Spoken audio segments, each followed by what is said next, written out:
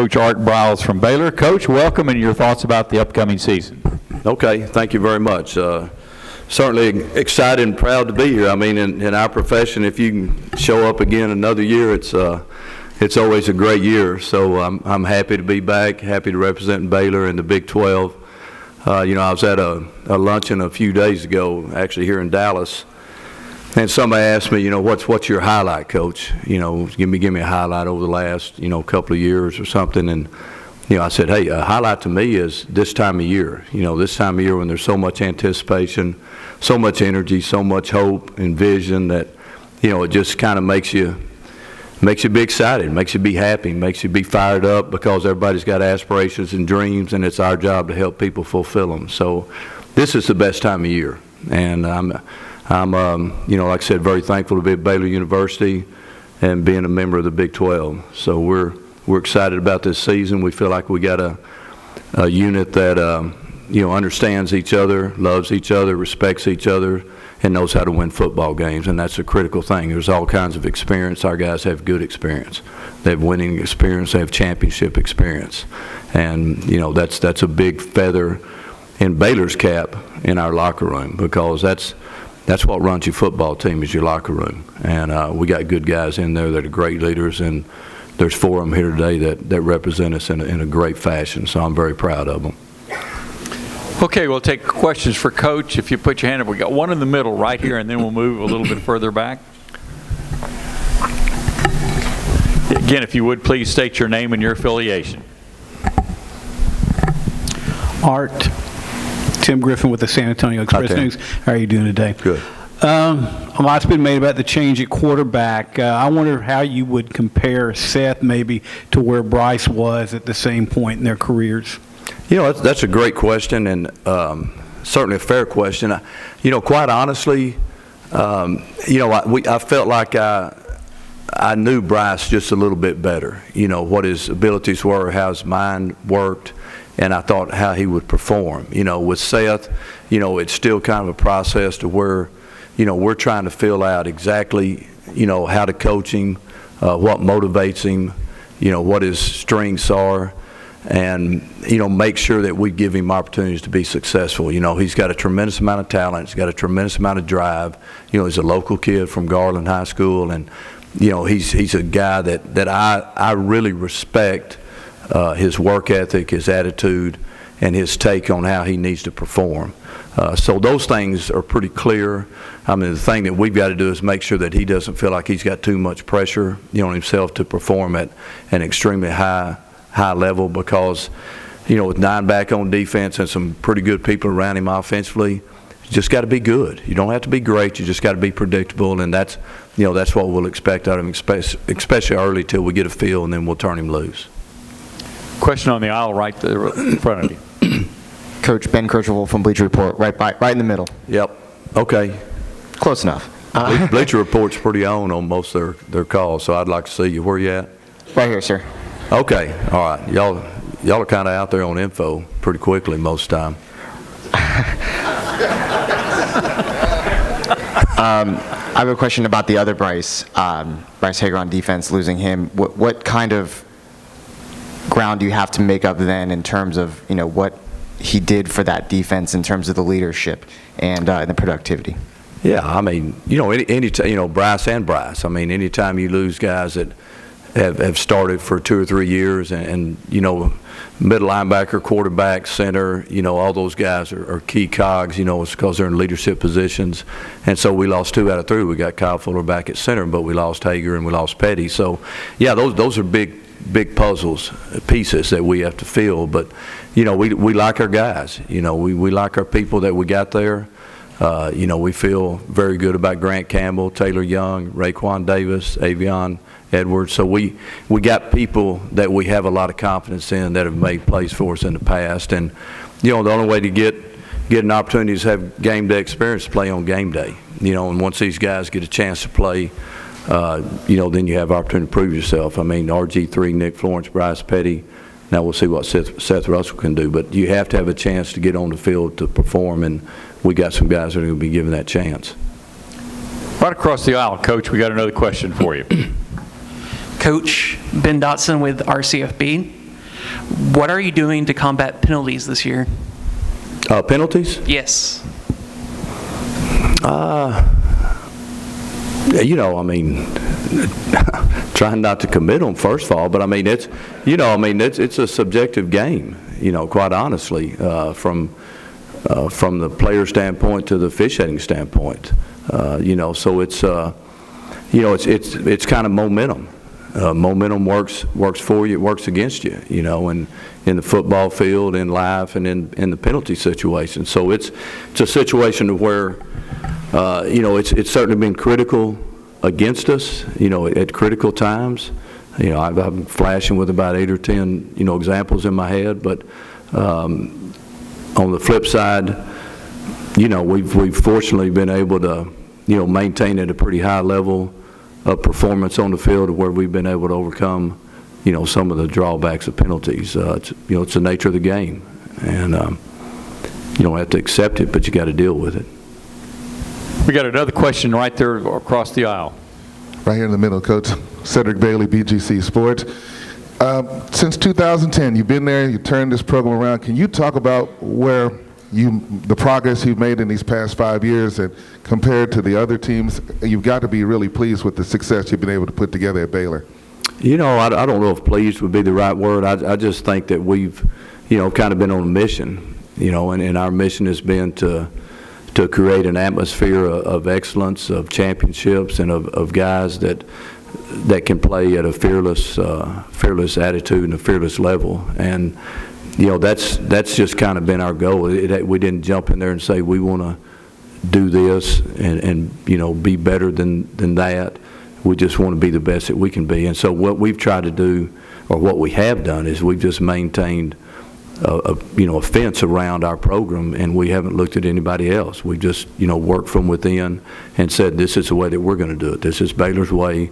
We're going to concentrate on what we do, and we'll see how it turns out. So we've been fortunate with getting good people, great new stadium, great attendance, great energy from our fan base, and it turns into great results. Right there in front of you, Coach, on the right-hand side. Hi, Art. Suzanne Halliburton from Boston American Statesman. I wanted to ask you. My right. Oh, sorry. Yeah. No, I was saying this is my right. That would be her right, my left. But I apologize, Coach. Not that I'd ever call you out. Anyway, I was going to ask you about your defense. Hey, and Yeah. you brought Sean and Andrew, and you've always talked about that the defensive line could possibly be the best in the country. I think I'm quoting you. But what about your secondary? And are those, even though you have a lot of starters back, are those jobs open in August or up for competition? Yeah, we really feel good about our D-line, and we felt real good about them a year ago. Last year, we were saying, I felt like they had a chance to be the best in the Big 12. This year, I certainly feel like, they have a chance to be the best in the nation. And that coincides with how your secondary can play. If we do a great job up front, then certainly lets the secondary play a little more freely and have the offense have less time to make decisions. But on the back end, we feel really good about those guys. We got 4 guys back that started last year. Once again, a couple of them have started for a couple of years out there, so they'll be 3-year starters. And they've got good experience. It gets magnified, as you progress and get into the big games, to where, you might say, hey, that might be a weakness or a flaw, but you have to understand that, to get to those big games, you have to win big games. And so these guys have all helped us win games. We have a tremendous amount of confidence in them, and there will be some heated competition, throughout fall camp and really as into the season progresses. Okay, Coach, we're going to try to get you back on track. Right here in the middle, right straight in front of you. There you Yes, go. sir. Bryce Cherry, Waco Trip. Bryce. Art, you have the new silver helmet there in front of you. I think they officially call it gunmetal gray. And then, what's your impressions of that? But do you have a favorite out of the assortment of helmets that you guys have? Yeah, that's the first I've heard that. Gunmetal gray? Yeah, it's a little wordy for me, but that's, we like it. It's something that, we dreamed up a couple of years ago. Of course, nothing happens overnight, so, we were afraid we were going to have to wait till 16. They got it to us in 15, but, I think it'll be nice. It'll be a good change. It's a neutral color that, we can fit into our color scheme. As far as a favorite, I mean, if we got one more point than the other and we got that helmet on, it's a favorite for me, at that day. So, our guys, usually end up, picking out what we're going to wear. So I'm kind of neutral on all that. Coach, back here, Brian Baldinger, Fox Sports. Coach, I like big people. I'm sort of enamored by them. You have the biggest of the biggest in Laquan McGowan. I see where he's wearing number 80 now, Art. Yes, sir. Where you at, Brian? I'm right here, Coach. I'm standing up, kind of waving at you here. By the platform. Standing up? Okay. Yeah. So, I got you. All right, yeah. So I just you're not wanted to quite know, as I big mean, as you I thought know you you've were. kind of moved this kid to tight end now, Art, in his 5th year. And he's just, he's everything that you see in college football, but he's the biggest person in college football. A little bit about the desire and the fact that you've moved him to tight end and what we can expect and what sir. you see from this enormous, great kid. Well, first of all, Brian, I'm like you. I like big guys too. I like them a lot. And I respect your football IQ, and I think that's very important for people that are involved in this game, that they have a good football IQ. They understand the game, they understand the people, they understand the concepts, and they understand everything that's going on in the game of college football. So I respect you for that. To answer your question, I don't think he's just the biggest guy in college football. He's probably the biggest guy in football, in general. I mean, he's 6'8", 403 pounds right now, slimmed down to that. So he's really doing a good job. The reason that we did move him is that he can help our football team. I mean, that's the bottom line. Everything we do is for the big picture. How can we get our guys in position to help us win? It's a chance for Laquan to play, 14 to 25 plays a game and be effective. We weren't sure that he could be effective playing 88 to 100 plays a game, which we would like to run offensively at a guard position. So this is an opportunity for him with his unique skill level, because he does have a very unique skill level. If he wasn't skilled, if he couldn't catch the ball, if he didn't have light feet, and he didn't have a good presence about him, then we wouldn't put him there. But it's an opportunity to put him at a position to where we feel like he can make a difference in our football team and help us win games. Okay, we're going to move to your left, Coach, about Yes, sir. halfway back on the left-hand side. I'm catching on. Hey, Art, Jenny Carlson with the Oklahoman. Talking about a big guy, what about Sean Oakman? A lot of superlatives thrown around about him. I'm curious, from your perspective, is there an adjective or a superlative that you're most impressed with now as he heads into what a lot of people think is going to be a big year? Yeah, I mean, I don't know what the other superlatives are, but I mean, the ones that I'm proud of is, great leader, great human being, college graduate in December, and a guy that's unwavering in his motivation and his ambition to be great. So those are characteristics that, I feel like we all should possess. And Sean is done a tremendous job of seeing the big picture, of being a great leader for us, understanding the magnitude that he can have for our football team, the leadership ability that he has for our team and for himself.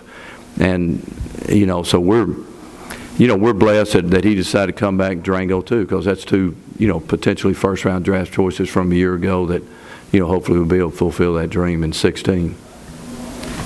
Coach, just a little to your right, 3/4 of the way back. Put your hand up a little higher. There you go. I'm Carter Lacey with the 2 Minute Drill podcast. So he asked about Laquan McGowan. I just have to ask, what do you think is the biggest improvement he made in the offseason? We saw that video of him making, one-handed catches. So what's the biggest improvement he made?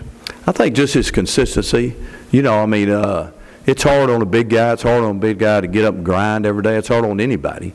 But when you're 400-plus pounds, you gotta burn a little hotter. And so I think he's learned how to, to burn hot, to see a goal, to chase a vision, to chase a dream, and to work hard to fulfill it. So to me, that's where he's improved, over what he was prior. And once again, we can all look at that and use that data. But he's done extremely well. We're really proud of him, and we're excited about what he can do for us this fall. Okay, all the way to the left-hand side, about 3/4 of the way back. Got her. Barry, put your hand Got up. him. Yeah. Barry Trammell with the Oklahoman. Art, Yes, the committee's decision in December, did that make you guys at Baylor rethink your scheduling philosophy at all? Well, I mean, those are long-term, thinking. Truth be known, I think if we'd have gone 12-0, then, there's no doubt we're in. We're in there and we're rolling. So that's something that, we win all our games, it takes care of itself. The scheduling format is, these things are made years in advance. We're actually working on our schedule to, maybe, make it look better to the public and help us if it does come down that. But, I've never met a good loss or met a bad win. So our job is to win, and my job is to win. And if we line up and we win 12 games this year, we're going to be in the Final Four. I think you can put that in ink right now, because we will have beaten many ranked teams in this conference. And last year we beat more top 10 teams than anybody in America. So, we come through there without a blemish, we'll be in good shape. Okay, we got a question. And so will the Big 12. All the way back where the cameras are, Coach, on the right side, just a little bit. Got him. Right over here, Coach. Sean Giggy, News 10 You're getting Sports. better. You're coachable. I'm telling you, you're coachable. My eligibility's been used up. Thank goodness. Got it on my. Sean Giggy, News 10 Sports. Coach, I think early on when you first took this job, I think the motivation was to get to the top was easy. The whole started from the bottom, and we want to get there. Now that you're here, you've won back-to-back Big 12 titles, and you're still not the favorite to win the title this year. Do you guys appreciate that as still being able to have that chip on your shoulder that you've still got work to do? Is that something you relish? Did you really say started from the bottom, now we're here? I mean, did I hear you say that? But that's never heard that before. But we're never going to lose that. Getting chosen second. That's okay. Like I said, it's better than getting third. I guess you got to win it 3 times in a row to get picked first. But that's we understand how we've been able to get to this point. And to get to this point has been through, trying hard to earn respect, never earning respect, understanding that people, don't know our names. So we want to, make people know our names by our actions, by our performance on the field. And so that's something that will continually stay with us, because even if you do achieve, what you'd like to achieve, there's always going to be doubters, and doubters are motivators. This is the final question on the right-hand side, all the way over here on the right-hand side, about 3 rows back. Hey, Coach. Bruce Marshall at Sports Byline USA. Quick question about when Coach Montgomery moved to Tulsa late last year, and how you might have got involved when you found out he was interested, and what role you might have played. Did you try to talk him out of it? And then the quick transition then to Kendall to take over. Yeah, all that stuff happened. I'm trying to think of the dates, but I think it was about the middle of December, around the 14th, 15th, somewhere in there. We're actually in Katy, Texas, recruiting, and he gets a call. Or I was in Katy, and Monty was somewhere else. Might have been in Tulsa. But, he gives me the call. But, I was all for it. All the way. I've been with Coach Montgomery since 96 or 97, and he's been a tremendously loyal person. He's done it the right way. He's never self-promoted. He's stayed on the radar. He's let his actions speak for himself. And he's done a tremendous job. He's a tremendous coach, very intelligent, very innovative, and very caring. So I was extremely, extremely happy for him, as I was Dino Babers, who's the head coach at Bowling Green now, that was on our staff. The transition into Kendall was, kind of just a natural transition. We didn't have a lot of time to get ready before the bowl game, with it looming about 2 weeks away at that time. And, Kendall's been around our system and our program, ever since, he could say mama, so it's, he understands what we're doing. And that's critical, and it's important, because we don't have to reteach. We just have to rethink a little bit.